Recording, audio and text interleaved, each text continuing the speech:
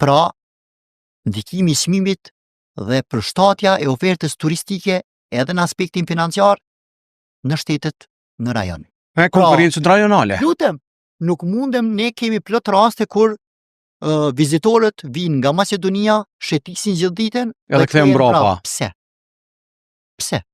Dhe të nesërmen kanë me udhëtu për Malzi. Prapi bin për Kosovë. Por kompania i dërgon me flajt në Maqedoni. Pse? E dim pse?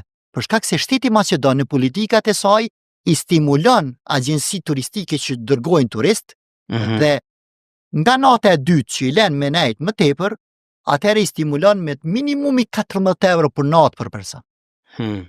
Dhe ajo është një përfitim i jashtëzakonshëm për biznesin, për agjensinë, dhe ai shikon profitin.